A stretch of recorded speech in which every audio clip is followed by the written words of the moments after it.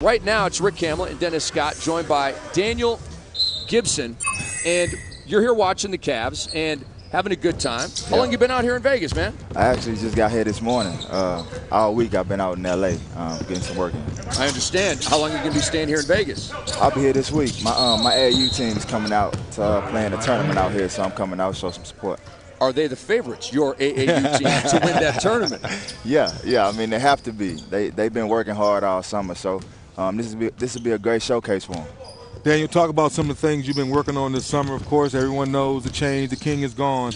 Now it opens up opportunity for you guys to get more minutes. Talk about what you've been working on. Me personally, I guess my first 4 years has been basically a standstill shooter kind of guy. That's what everybody says. But me personally, I don't feel that way. I feel there's a lot more things to my game. And this year, I mean, with Bron being gone, I have a lot of opportunity to be able to show some of those things I'm capable of doing. And what are those things? What can we expect to see from Daniel Gibson? What will the new look, Booby Gibson, look like in the 2010-11 season? Just aggressive. Or is it a secret? Nah, it's not a secret at all. Just aggression. Aggression all the way around the board, whether that's defense, whether that's me penetrating, getting guys open looks, getting to the basket. Everything that goes along with being aggressive on the basketball court is what you're going to see from me out there. We're joined by Daniel Gibson with DeMarcus Nelson at the line. Now, a couple of years ago, as you take a look at Byron Scott here, your new head coach, let me get back to this question in a moment. You got to talk to the pictures in TV. We just showed your man B. Scott. Yeah. What has he talked to you about what he wants from you this upcoming season, and how excited are you to have Byron Scott, obviously a very successful coach, but he's from the Showtime Lakers, man. He likes to get out and run and put up a bunch of points on that scoreboard. Are you excited about having him? I'm looking forward to that. We have one thing about us. We still have a lot of weapons. You know, with Twan and Mo and all these guys still on the roster. So we're looking forward to being able to get out and put some big numbers up. And what B. Scott told me was just to get out there and just be prepared to get my opportunity. And that's what I've been doing this summer. I've been putting in a tremendous amount of work to prepare myself for getting out and running more, and just preparing myself to have a great season. Have you just got here today, so have you heard about how well J.J. Hickson's been playing? He's had a 34-point game, really been balling for you guys. Right. How can you not hear it? Especially with him, he just leaking confidence. So I've heard a lot about what he's done out here, but he showcased that all season. Right. He was tremendous for us this year, and you could just see him, with this opportunity, looking forward to it, to getting out there and exploding this season. A fine contest right there by Christian Iyenga, but he did foul Sean Williams. But the fact that he even came close to blocking the shot of big-time leaper and a long guy in Sean Williams shows you how good of a defensive player that man is. Christian, he's unbelievable. We were out at the skills camp one day, and about 4 possessions straight, he gave us a windmill one time. Second time he rocked the cradle. He has tremendous leaping ability, and hopefully he'll stay around with us this season, because he'll get an opportunity as well. Is he a part of the plan this year? I mean, I know you're not Chris Grant, the general manager of the Cavs, but are you hearing that he will be a part of the plan this year, or might he spend another year overseas? Well, I'm hearing that he's going to be a part of what we have, the movement this season, and seeing what he's capable of doing. I think the coaching staff as well as the players, we're looking forward to him joining us. He has a lot of potential. Pujetter on the move. Takes the bump. That's my guy right there. Talk to me. He's my guy too. That's my first time seeing him. Booby, I've known him for years, D-League style. Out here, he's at the Vegas Summer League every year with a different team. Talk to me about Pooh. Oh yeah, Pooh. Last summer he came to our training camp, or right before the training camp, and just worked out with us. And Pooh's the ultimate floor general. He can give you whatever. He'll get out there and make shots for you. I seen him make a couple clutch shots here during Hit a this game summer. winner for y'all. Exactly. And he's just a competitor. You'll see him out here today. Anytime the team starts to go down a little bit, you see his energy pick up and see him, try to take the game over. And that's great to see, a guy 5'7" with a heart as big as a guy 7'10". I think his heart weighs 30 pounds. Exactly.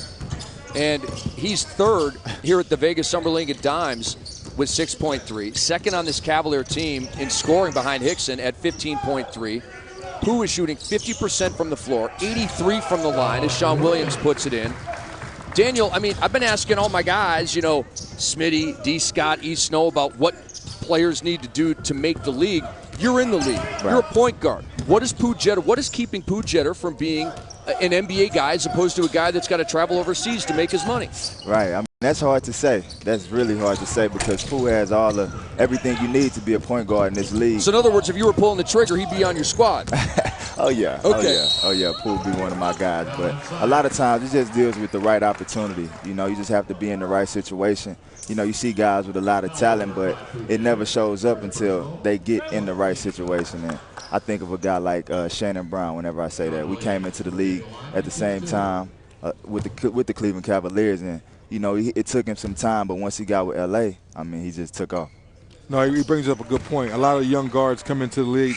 They have to, one, find their niche, because a lot of guys come in, you may be a penetrator. Very similar to you, they try to label you because you're playing on a certain team and they want you to spot up and you can knock down shots. Exactly. But people forget the ball was in your hand when you were in college. Right. I was a true point at Texas. So this year I'll get that opportunity. You know, with LeBron, he's a guy who you want to have the ball in his hands because he's capable of doing so much.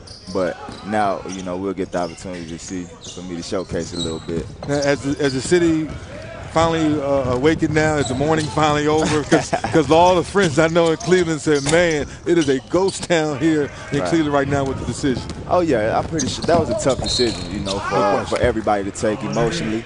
But I think that as time goes on, you know, time heals all wounds. And I think that they understand that we didn't lose our entire roster now. Right. We still have a lot of guys capable of doing a lot of great things. So we just need them to know that. And this season we'll show that. You know, Cleveland is a city, man, that goes extremely hard at everything. And I just think this year we have to take on that mentality and be that go hard and die hard team. Jeter got it to Ienga, who was fouled, and he's at the line. And we showed you Danny Green a moment ago, not playing here today. He's been pretty good here in Vegas. I can't say he's been awesome. The shooting's been about 41%, but he is getting them up. Giving himself a chance. But the thing that, you know, Booby, we haven't really seen Danny Green other than dancing with LeBron on the sideline, you know, before, during, after games. Right. But my point is this.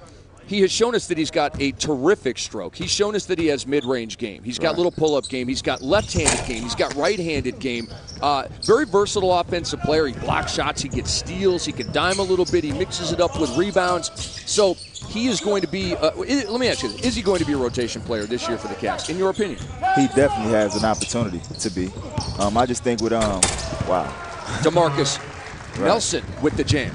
I think he has an opportunity to be. He just has to show those things when the season comes around. Last year he worked extremely hard before games and after games, and I mean, you know, in practice and every other opportunity he has. So he'll definitely have his opportunity this season, and with a lot of work and what he showcased during this summer league, I think he has a chance. What do you think's a fair number that you guys are going to work on? 61 wins, 6 wins, right? And now Ron gone. Kind of reminded me when Shaq left us in Orlando. We still made the playoffs the next year, and we lost to Miami first round. But how many wins we had last year? 61? I think we're going for 62 this year, 62 right? 62 this year?